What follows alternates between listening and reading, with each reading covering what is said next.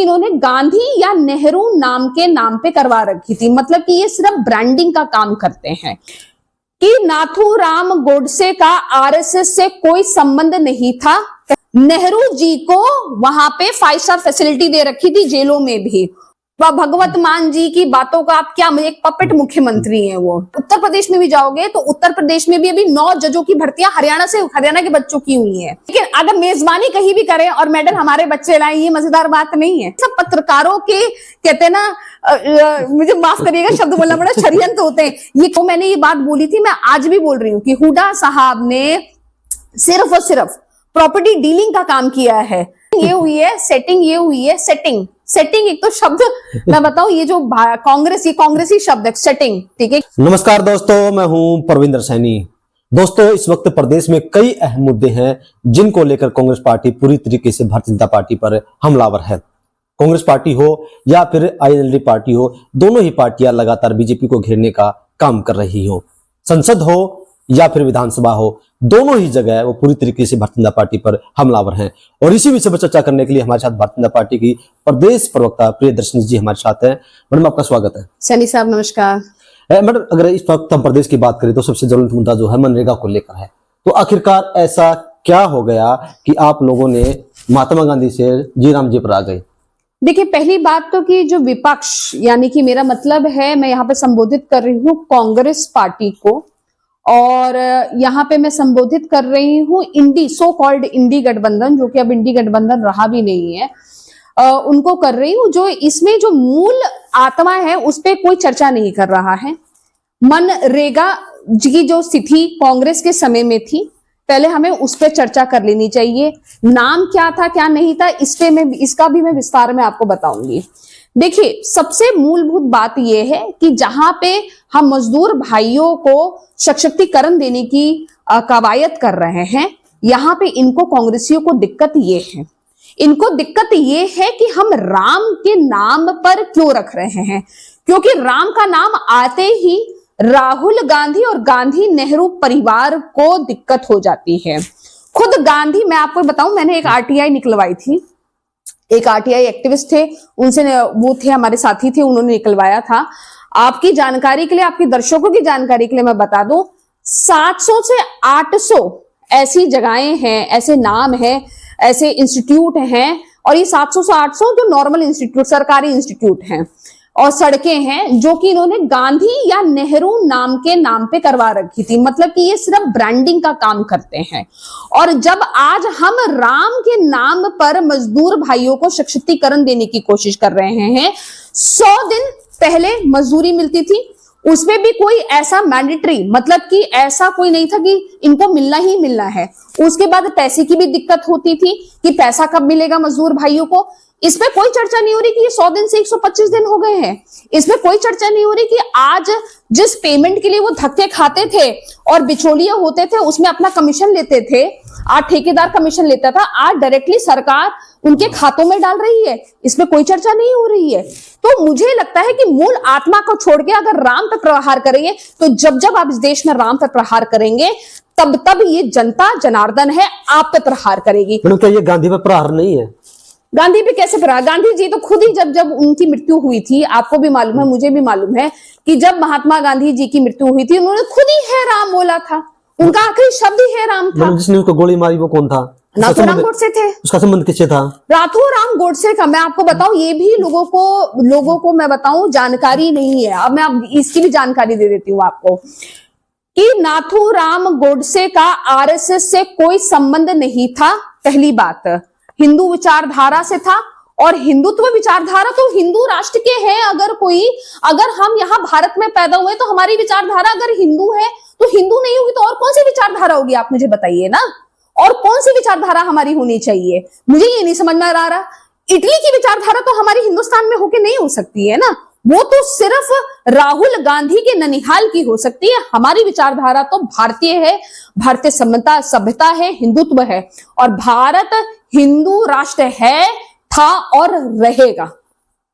मैंने दूसरी तरह मैंने काफी सारी आप लोगों की प्रेस कॉन्फ्रेंस सुनी है, आप लोग बार बार सवाल उठाते हो कि इसमें करप्शन है, करप्शन है, करप्शन है, एक आप रट लगा रहे हो, लेकिन ये कोई बताने को तैयार नहीं है कि अगर इसमें इतना करप्शन था तो 11 साल तक आप लोगों ने क्या किया, 11 साल तक आप लोगों ने इस करप्शन को रोका क्यों नहीं, पहले कदम क्यों नहीं उठाए? देखिए, अक्सर हमसे ये सवाल जब मैं डिबेट्स में भी रहती हूँ तो ये पूछते हैं कि 11 साल तक आप लोगों की सरकार थी, आप लोगों ने ये क्यों नहीं किया, ये क्यों नहीं किया।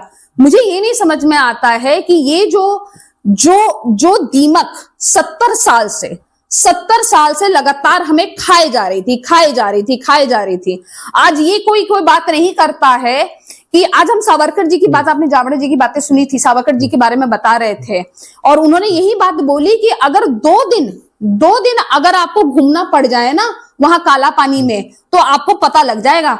नेहरू जी को वहां पे 5 स्टार फैसिलिटी दे रखी थी जेलों में भी, उनके कुर्ते लंदन से आते थे। और ये कोई मैं नहीं बोल रही हूं, कैथरीन फ्रैंक की किताब पढ़ लीजिए, कैथरीन फ्रैंक की किताब है जो इंदिरा गांधी के ऑटोबायोग्राफी है, उसमें डिटेलिंग में लिखा हुआ है। ये मैं नहीं बोल रही हूं, ये रिसर्चर्स बोल रहे हैं, लोग बोलते हैं, उनके ऑटोबायोग्राफिस्ट बोल रहे हैं कि भाई लंदन से उनके कुर्ते सिल के आते थे।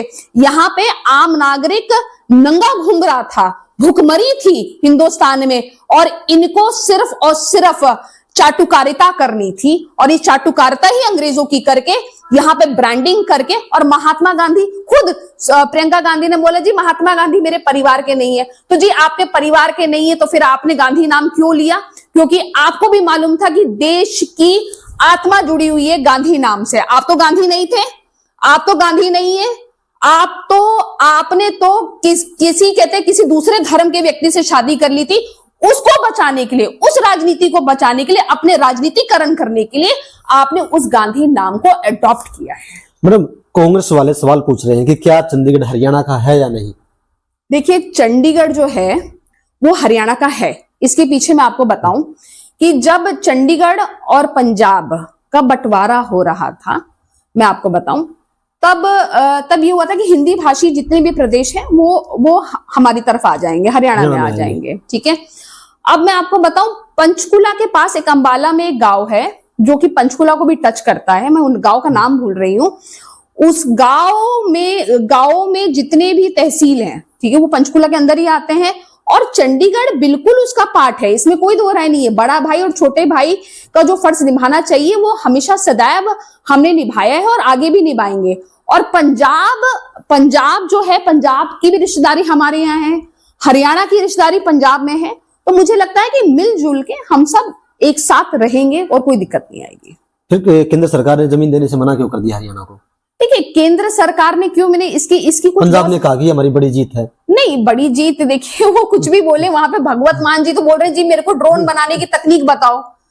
भगवत मान जी की बातों का आप क्या, एक पपेट मुख्यमंत्री है वो, ठीक है। वहां पे जो मेन मुख्यमंत्री है वो वहां पे, जैसे यहाँ पे शीश महल बना के अरविंद केजरीवाल बैठे थे, वहीं पे भी शीश महल बना के वहां पे बैठे हुए हैं। तो उनकी बातों को आप सीरियसली मत लीजिए, क्योंकि हम में से कोई भी सीरियसली, भारतीय जनता पार्टी का कोई भी नेता और कोई भी कार्यकर्ता उनकी बातों को सीरियसली लेता ही नहीं है। उनके यहाँ एक अफसर, एक क्लर्क भी उनकी बातों को नहीं सीरियसली लेता, तो हम कहां से ले लेंगे भगवत मान की बातों को। केंद्र ने मना क्यों किया जमीन के लिए? देखिए, बहुत सारे इसमें टेक्निकल चीजें होती हैं। क्या चुनाव का मामला है? क्या नहीं, चुनाव का कोई मामला नहीं है। देखिए, बहुत सारी टेक्निकलिटीज होती हैं जिसको सही समय पे सरकार अपना निर्णय लेती है। सरकारें जो काम करती है, मैं हमेशा ये बात बोलती हूँ जब मुझसे ये पूछते हैं सवाल कि सरकार ये क्यों नहीं करी, सरकार यूं नहीं करी, सरकार सारे काम करना चाहती है। भारतीय जनता पार्टी की नीयत, भारतीय जनता पार्टी की जो सरकार है उसके बारे में आप और कोई भी बात बोल सकते हैं, लेकिन इस पे कोई भी दो राय नहीं है। हमारे विपक्षी भी हमारी इसमें तारीफ करते हैं कि we are very good in administration, we are very good in infrastructure. तो जब हमें लगेगा कि हमारे पास पर्याप्त चीजें हैं, पर्याप्त सुविधाएं हैं और किसी भी राज्य को दिक्कत नहीं हो रही है, केंद्र की जिम्मेदारी सिर्फ एक राज्य के प्रति नहीं होती है, वो एक माँ की तरह होती है जिसको अपने सारे बच्चों को प्यार करना होता है। तो जब लगेगा कि पर्याप्त चीजें हैं तो पर्याप्त समय पे पर्याप्त डिसीजंस लिए जाएंगे। हरियाणा में नौकरियों को लेकर इस समय काफी बवाल देखने को मिल रहा है, तो पहला सवाल मेरा आपसे यही रहेगा कि जो HPSC के जो चेयरमैन बनाए गए हैं, तो क्या हरियाणा में कोई योग्य व्यक्ति नहीं है जो चेयरमैन बन सके? नहीं, ऐसा नहीं है। पहली बात तो कि आपने जो ये दो प्रश्न पूछे आपने, एक्चुअली तो रोजगार की जहां तक बात करें तो हमारे मुख्यमंत्री एक ऐसे नायाब मुख्यमंत्री हैं, नायाब सिंह सैनी जी की मैं जितनी तारीफ करूं वो उतनी कम है कि जिसको कहते हैं पहली कलम से उन्होंने पहले शपथ बाद में ली, उसके बाद पहले अपॉइंटमेंट लेटर उन बच्चों के दिए और उन बच्चों को अपॉइंटमेंट लेटर पकड़ा दिए। तो रोजगार की तो बातें हमें नहीं करनी चाहिए इसमें कि जो मुख्यमंत्री अपनी शपथ ग्रहण से पहले उसको इसकी फिक्र थी कि उन बच्चों की नौकरियां लग जाएं, तो मुझे लगता है इस कहते हैं ना प्रमाण की हमें कोई आवश्यकता नहीं है। दूसरी बात कि ऐसा नहीं है, हर पद की गरिमा होती है, हर पद के लिए अपना एक व्यक्ति विशेष होता है और हरियाणा तो बहुमुखी प्रतिभाओं का प्रदेश है। यहाँ पे सबसे ज्यादा हम लोग मेडल भी लेके आते हैं। ऐसा प्रदेश है जहां पे जिसको कहते हैं ना एक से एक व्यक्ति अपने आप को बेहतर तरीके से करता है। तो ऐसी बात नहीं है, जब जहां जिसको आवश्यकता होती है वहां पे फिट किया जाता है। मैंने पिछले दिनों काफी सारी लिस्टें आई हैं, अगर हम बात करें तो बिजली विभाग की भी है, इरिगेशन विभाग की भी है, जज की भी आई थी, तो उनमें 70 से 80% बच्चे जो है बाहर के लगाए जा रहे हैं। तो क्या जो हरियाणा का बच्चा यूपीएससी क्लियर कर सकता है, तो क्या हरियाणा बच्चा हरियाणा टेस्ट क्लियर नहीं कर सकता? सैनी जी, अब आप कंट्रोवर्शियल सवाल पूछ रहे हैं, मैं आपको बताऊं। ठीक है, पहली बात तो कि 70 से 80, क्योंकि मैं देखिए प्रवक्ता, हमारे पास सबसे ज्यादा डेटा रहता है, ठीक है, और सरकारी डेटा रहता है। पहली बात, दीपेंद्र हुड्डा ने कल परसों वो तो कुछ भी बोलते हैं, वो तो कुछ भी बोलते हैं, देखिए वो तो कुछ भी बोलते हैं, देखिए वो तो उनका काम है, विपक्ष का काम है। दीपेंद्र हुड्डा जी का तो काम है कि वो कुछ भी आरोप लगा सकते हैं। 70 से 80% उनको सरकारी आंकड़े मालूम है, वो तो सरकार से ही गायब है, तो उनको सरकारी आंकड़े नहीं मालूम है। लेकिन हम सरकार में, हमें सरकारी आंकड़े मालूम है। हाँ, मैं बोलती हूं कि हाँ कुछ बाहरी भर्तियां हुई हैं, लेकिन ये बाहरी भर्तियां सिर्फ हरियाणा में नहीं हो रही हैं। अगर आप उत्तर प्रदेश में भी जाओगे तो उत्तर प्रदेश में भी अभी 9 जजों की भर्तियां हरियाणा के बच्चों की हुई हैं। अगर आप दिल्ली में जाओगे तो दिल्ली पुलिस में आधे से ज्यादा जो बच्चे हैं हमारे हरियाणा के बच्चे हैं। तो क्या ऐसा, देखिए आप भारत को आप डिवाइड मत करिए। भारत एक संगठन, आप तो भगवत मान वाली बातें कर रहे हैं। भगत मान भी जैसे बोलते हैं कि भैया पंजाब का अपनी पुलिस कर दो, पंजाब का सब कुछ अलग कर दो, मुझे बम बनाने की तकनीक दे दो, ये तो वही बातें हो गई ना। भारत एक रिपब्लिक ऑफ इंडिया बोला जाता है। तो जब हम रिपब्लिक ऑफ इंडिया बोलते हैं तो इसका मतलब कि संगठित भारत है।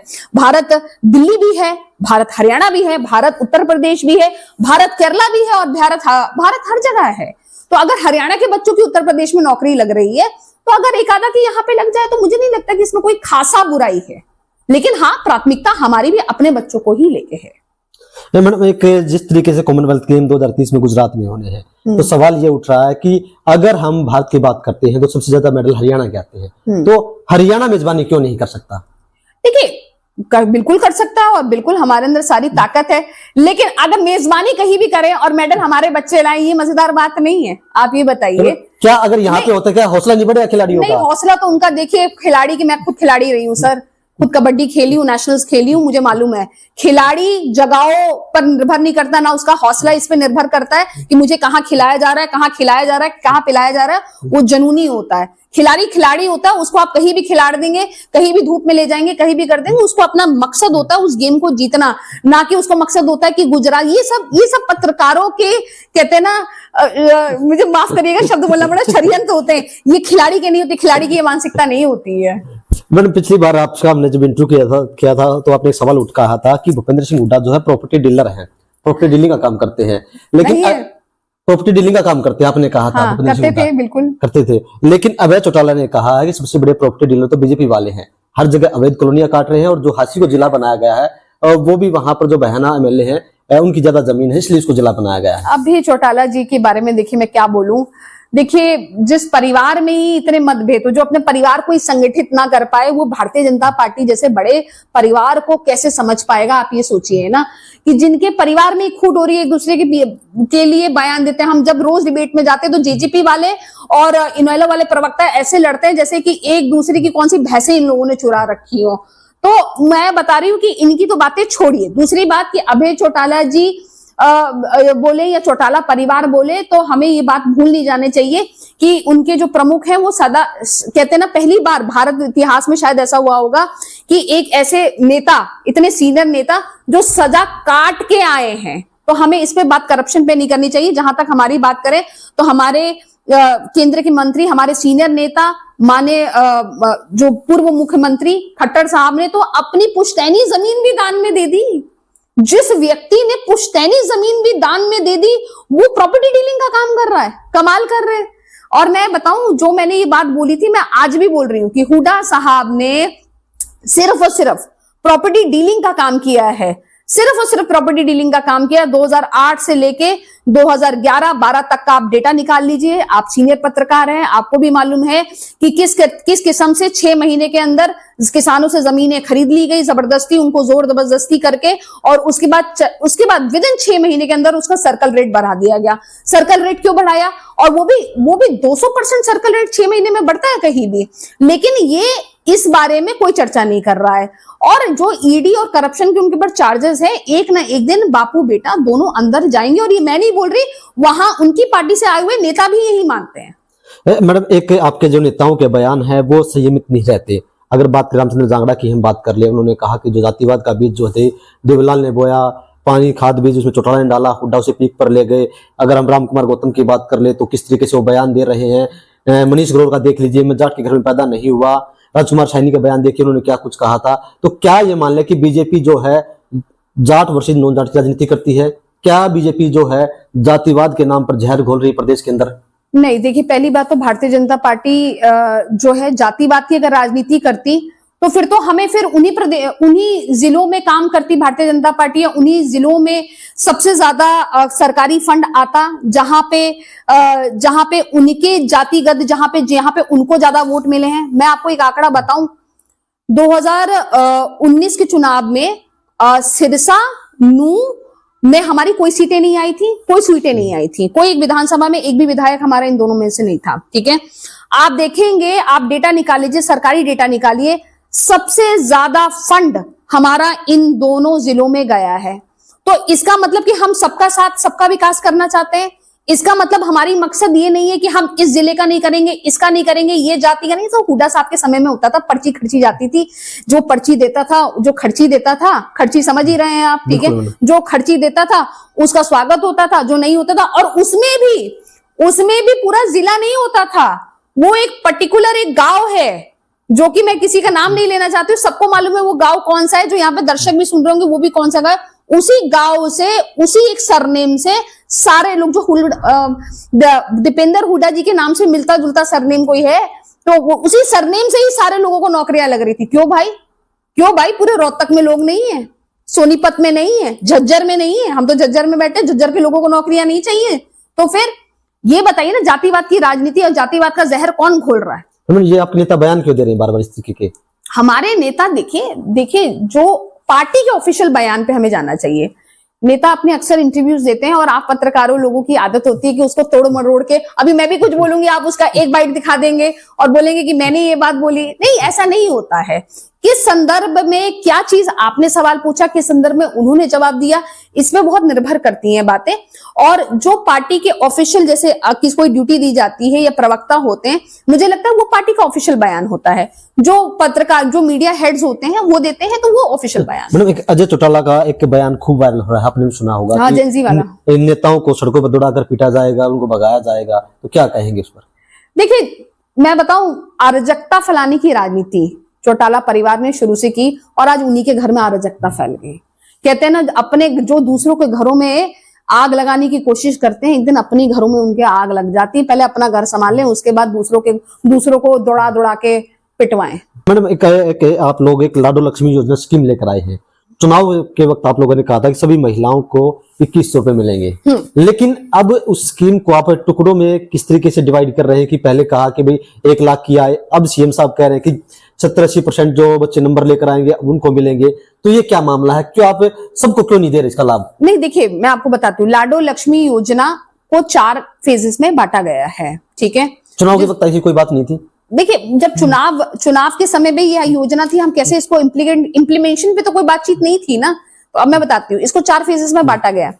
हरियाणा की हर महिला को मिलेगा, लेकिन आपको नहीं लगता सैनी साहब, या मुझे नहीं लगता, आज मैं अपना बिजनेस कर रही हूँ, व्यापार कर रही हूँ, मुझे वो 2100 अगर जो है वो अगर 4 साल बाद भी मिलेंगे या नहीं भी मिलेंगे, तो मुझे कोई खासा फर्क नहीं पड़ेगा। सच बताऊं तो मुझे 4 साल बाद भी नायाब सिंह सैनी की सरकार देगी 2100 मेरे अकाउंट में, तो मैं तब भी धन्यवाद बोलूंगी, थैंक यू जी, थैंक यू, बहुत बहुत धन्यवाद आपका, कुछ सोशल वर्क में लगा देंगे। लेकिन एक महिला जो गांव में है, जिसकी कोई सोर्स ऑफ इनकम नहीं है, एक ऐसी महिला जो जिसको कहते हैं ना, एक दादी, हमारी नानी, जब हमारे यहाँ हरियाणा में प्रथा होती है, जब बेटी घर आती है तो उसको कुछ दिया जाता है जाने से पहले, ठीक है।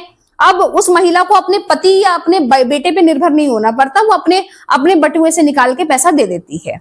तो वो मुझे लगता है जो वो वंचित वर्ग है, मुझे लगता है हमें पहले उसे देखना ज्यादा जरूरी है, और उस वंचित वर्ग को आज अपलिफ्ट करना, उसको बढ़ावा देना ज्यादा जरूरी है, ना कि जो ऑलरेडी सुरक्षित हैं, जो ऑलरेडी बढ़े हुए हैं। अब हुडा नाम जी या चौटाला नाम एक ऐसे इंटाइटल्ड नाम है, तो ऑलरेडी बढ़े हुए हैं, लेकिन इनको दिक्कत यह है कि एक आम व्यक्ति, एक किसान परिवार से आया हुआ व्यक्ति इस इतने बड़े सूबे का मुख्यमंत्री कैसे बन सकता है। उनको दिक्कत ये होती है कि भाई एक चाय वाला इस देश का यशस्वी प्रधानमंत्री, एक ग्लोबल आइकॉन कैसे बन सकता है। तो प्रॉब्लम यह है कि हमें पहले जो वंचित वर्ग है उसको उभार के लेके आना चाहिए, उन वंचित महिलाओं को लेना चाहिए, उसके बाद बाकी सबकी बारियां आएंगी। मैडम एक आपसे एक आखिरी सवाल करना चाहूंगा कि सवाल ये उठ रहा है कि क्या तीसरी बार बीजेपी सेटिंग से बनी है? के साथ सेटिंग करके? हाँ, सेटिंग ये हुई है। नहीं, सेटिंग ये हुई है। सेटिंग एक तो शब्द मैं बताऊं, ये जो कांग्रेसी शब्द है सेटिंग, ठीक है, क्योंकि इनको यही आता ही था, यही करना ही आता है इनको लगता है कि जनता से प्यार करने की जरूरत नहीं, सिर्फ सेटिंग से चीजें हो जाती, इसलिए ये इसी सेटिंग से बाहर है, इसी सेटिंग से इनको जनता ने बाहर कर रखा है। सेटिंग से कुछ नहीं होता है, मैं बताऊं, जनता के साथ हमारी सेटिंग है, जनता प्यार देती है, जनता जनार्दन है, और सबसे बड़ा प्यार जो आपको दे सकती है वो जनता दे सकती है। इतना बड़ा मैंडेट मिला है, शर्म आनी चाहिए इन कांग्रेसियों को, इनका खुद का संगठन नहीं था। मैं जब डिबेट में जाती थी तो मैं हमेशा ये बोलती थी कि भारतीय जनता पार्टी की तो किसी से लड़ाई नहीं है, कांग्रेस तो अपने आप में ही लड़ रहा है, और आज देखिए बात सिद्ध हो गई। तो चलिए दोस्तों, तस्वीर आपके सामने है पूरी तरीके से। जो आरोप लग रहे हैं कि भारतीय जनता पार्टी की सरकार तीसरी बार सेटिंग से बनी है, हुड्डा और बीजेपी के अंदर सेटिंग हुई है, लेकिन यहां पर बीजेपी का साफ तौर से यही कहना है कि जनता का प्यार है, जनता की इज्जत है, और जनता ने उन्हें वोट दिया है, इसलिए उनकी सरकार तीसरी बार बनी है। मैडम, हमसे बातचीत करने के लिए आपका बहुत बहुत धन्यवाद।